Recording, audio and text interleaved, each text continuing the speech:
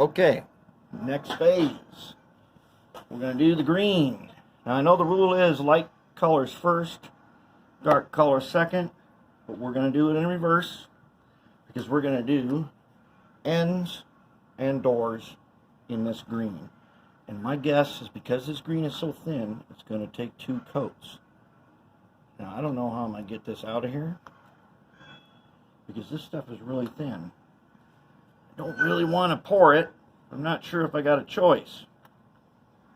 I should have a little spoon, but I'm going to try to pour some without making it terrible. No, I'm not. Okay, I'm using the small chisel. The white taklon small chisel for this green. I'm going to try to see if I can get some out of here onto my wet palette, which I made a couple weeks ago, and it's still wet. Okay, there we go. There's my dime size right there. Okay, that will be, yeah, and I didn't spill that much. Alright, so now, let's wipe off this brush and start cleaning.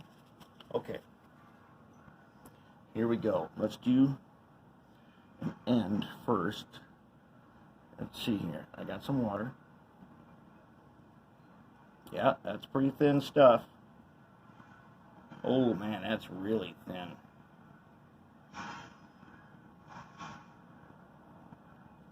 Well, let's find out. This is what it is. Model Master dark green acrylic versus this Rust-Oleum gray auto primer. So I'm going to hold it down here. Let's see if I can backhand this and paint it. Okay. See if you can, let me turn a little bit. Alright. Alright. So what I'm going to do. Now I'm going to go back. I'm going to get that white stripe on here. So I'm going to try to stay on this top rib. Let's see if I can do that top rib right there with my super shaky hands. Alright. No, it's not too bad. As long as I've done one. Let's go flip around. Let's do the other one. Since this is a more difficult operation, let's do it twice in a row. Okay. Now, let's go ahead and get some paint off this wet palette. See if we can't do this. The top is pretty much dry. I'm not going to try to directly touch it. I'm going to brace it against the side of the table here because I'm a little bit shaky. It's going on smooth. It's very thin. I think I'm going to get this end.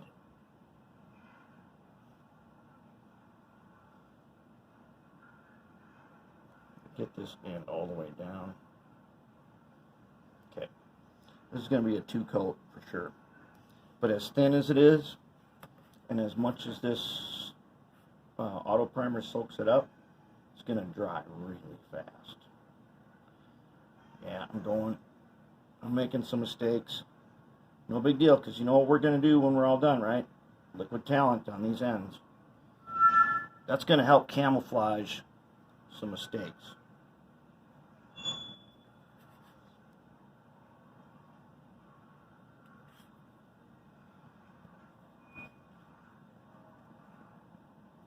Normally I would say, okay, so the B end is where the brake wheel is. Normally I would say start on the A end for practice. And I accidentally did not do that. I meant to start on the other end because it doesn't have so many details and it gives me a warm-up.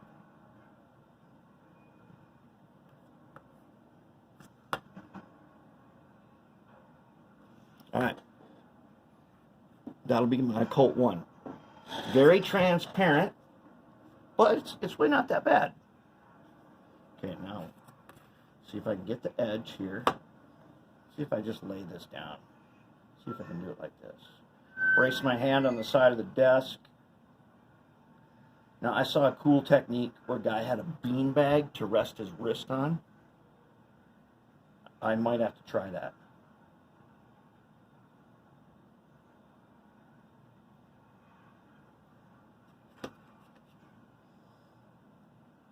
trying to get these details. This little chisel brush is pretty accurate though. I mean, my mistakes that I've already made are not going to be so easy to see. You're going to have to look really close to find them.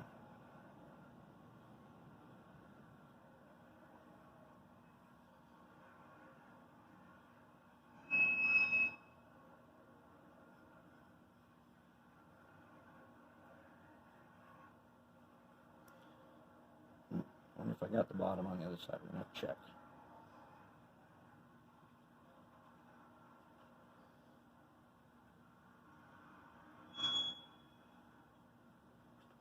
Okay, so that ain't bad. Let's check. Did I get bottom? Nope, I got a little piece on the bottom here I want to get. Just like that. Let's see if we're dry enough to hit a second coat over here already. So one thing I'll say about these acrylics from the wet palette, they start to dry on this primer almost immediately. Like it's not even been 15 minutes since I did that top with the metallic paint, and it is, I could probably touch it without messing it up. Alright, it's a little transparent, there's a couple of bubbles, see if we can smooth them out.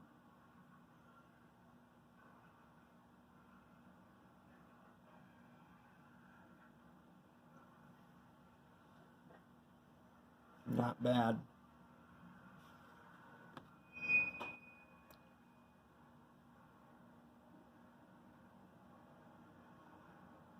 Okay, this is definitely going to be a two-coat job.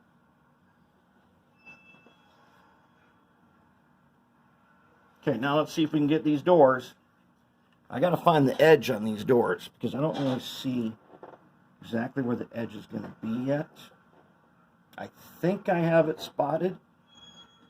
Now, let's see if we can figure out how we want to position this to hit that edge. I kind of want to backhand it.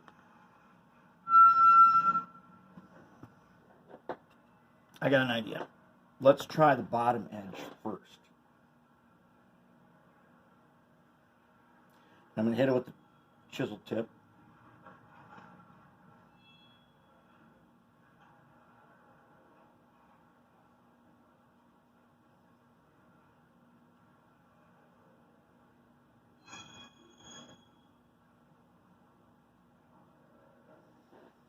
And I'm going to come back with my silver paint marker, and I'm going to get these rods that kind of operate the door.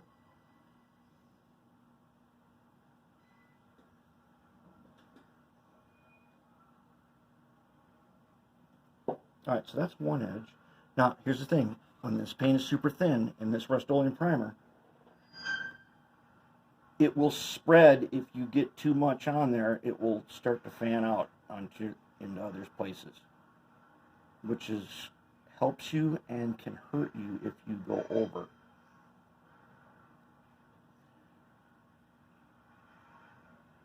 It helps you in a lot of places, and it can hurt you in some places.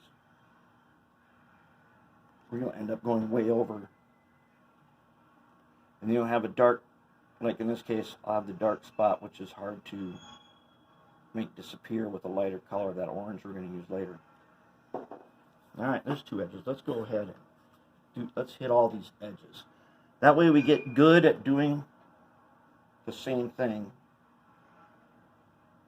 We get good at doing the hard parts by doing them all in a row. I don't want to just paint one whole door and then move on to the next door. I want to paint the parts so I build skill as I do it.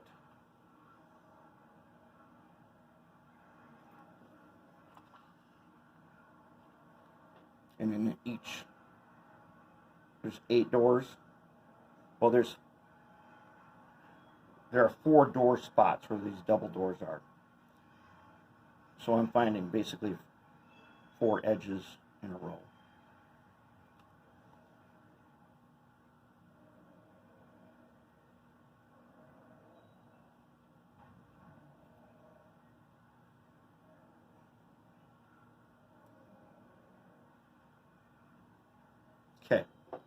let's add a little water to our brush onto the paper towel.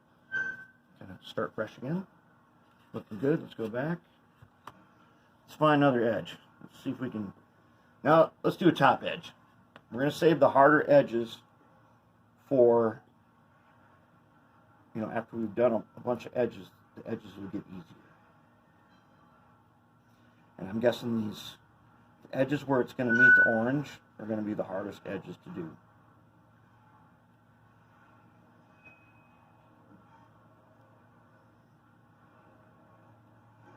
And because we're finishing off with the liquid talent, it's not going to matter if it's a 1 coat or 2 coat at the edges, because the liquid talent is going to fill that in. Ooh, we are taking shape now. It's starting to look like something.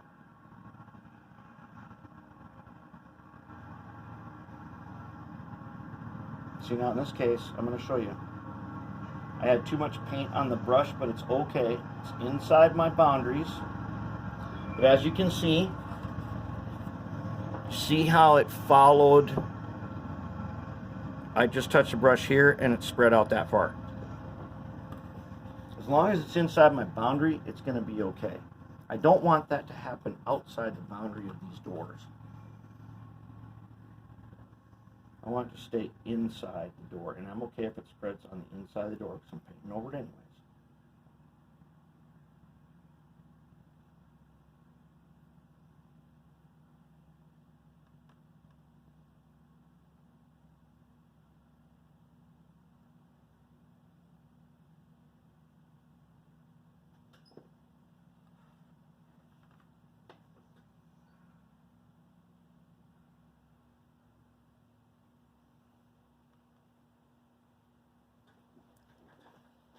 Yeah, I can see right now where that beanbag would probably help me.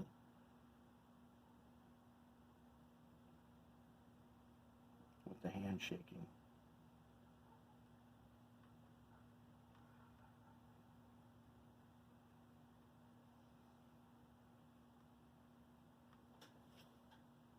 Okay. Got our edges, top and bottom. Let's go back to the other side. Now we're going to try the hard one. We're going to try to do a door edge. Let's see if we can find the easiest one to do. I'm guessing, well, let's try the closest. No, let's not try the closest one. Let's try this one.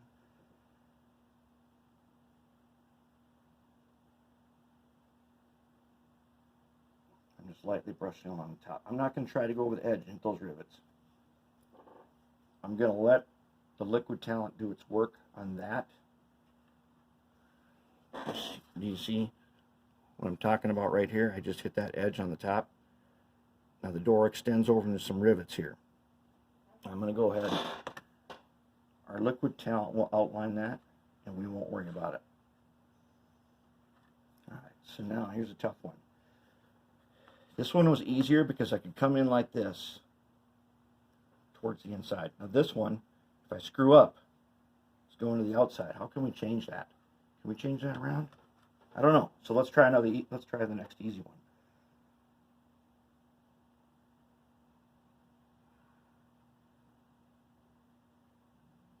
Let's do all the easiest ones first and get some skill built up here with these.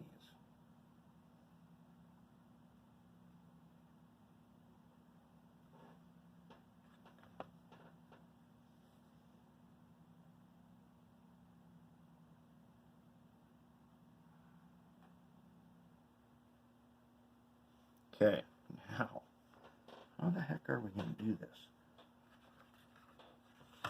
Can I reach this far and make this an inside job? I think I can.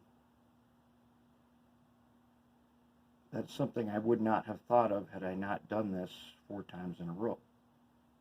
But yep, I can do it. I can make it an inside job. It's where the brush is coming from the inside of the door instead of out there where the orange is going to be. Got the doors outlined.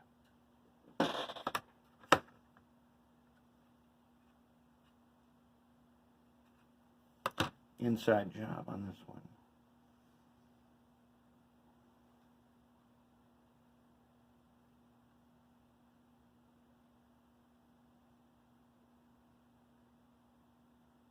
This is where using the chisel brush, which has an angled tip to it, this is where that thing is kind of coming in handy, because you can use the point like a fine brush, and then you can still paint large areas with the whole brush. Doors outlined. Now let's paint doors.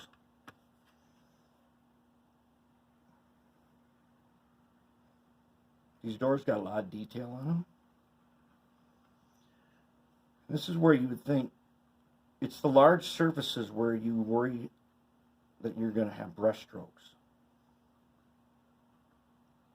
And on coat 1, you're going to have brush strokes. Coat 2 is going to come back. It's going to lessen the effect of those brush strokes.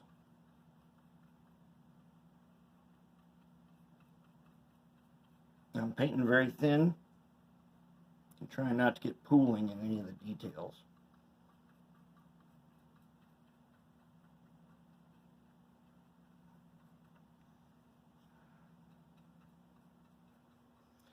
Okay, I will say the Model Master, because it's so thin, you need more than our dime size. To do these doors, it's probably going to take 2 dime-sized drops, because I'm running out.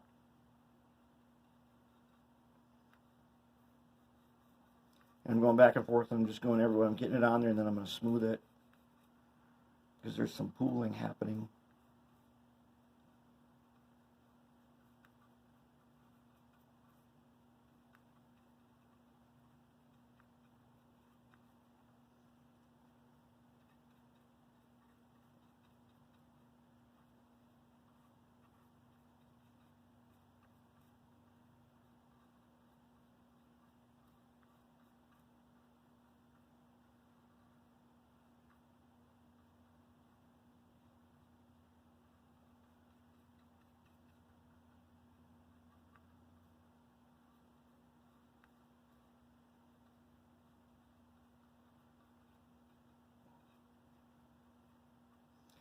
I don't think that pooling is going to matter,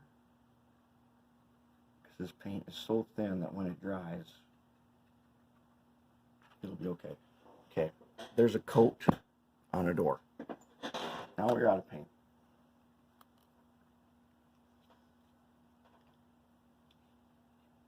So let's go ahead and add another drop.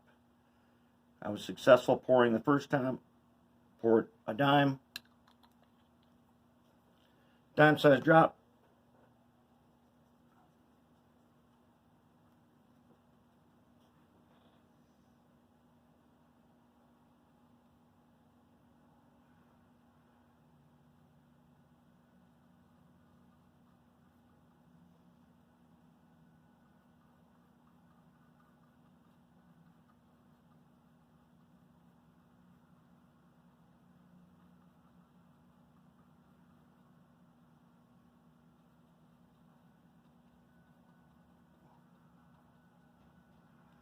We're getting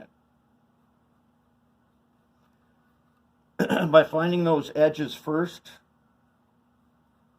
it means that we can be more aggressive with our painting. We don't have to worry about going over, because we've already painted back from our edges.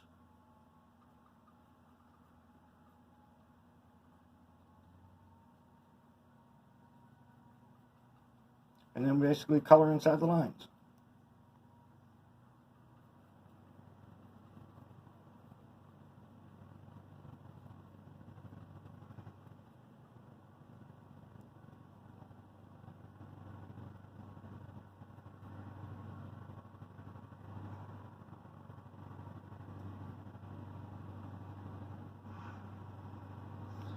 Here comes switch engine. SD40-2 snoot nose, working the yard, I see. Switching some auto racks.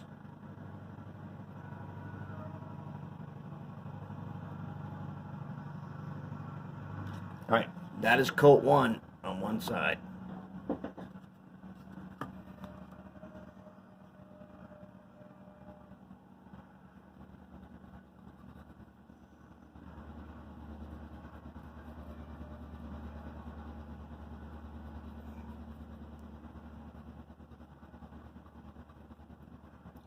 by doing the same procedure over and over again, we're getting faster.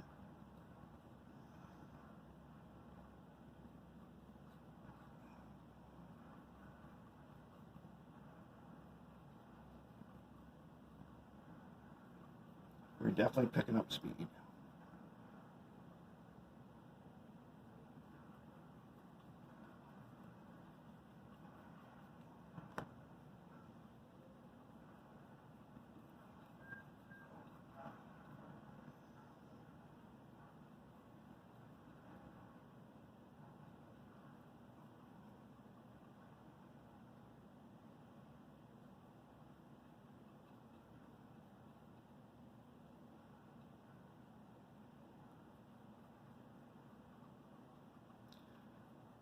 Try to spread around your pooling.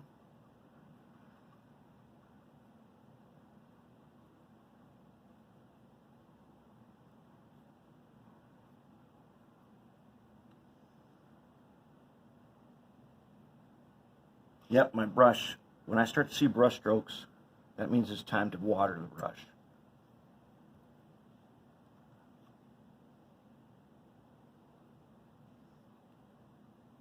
It's setting fast. Setting very fast. Last door.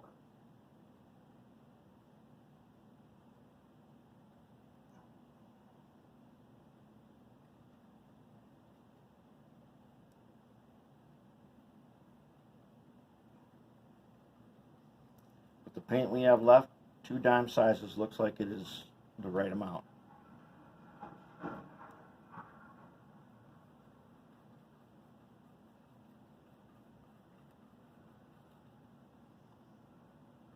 Two dime sizes gives us a first coat, so I'm just going to guess it'll be 2 dime sizes on a second coat. Probably not quite as much because the primer isn't going to soak up the paint like it is right now.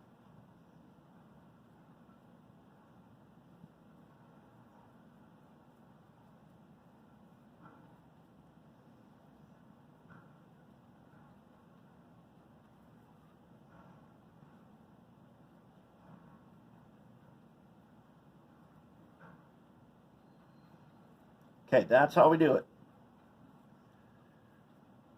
I've got coat 1 on here. Wet my brush. I've got coat 1 on here. And that's the way it looks after coat 1. That's the way it's supposed to look. Now what I'll do is, I'll go ahead and I'll do coat 2. And then I'll show it to you when we start the orange.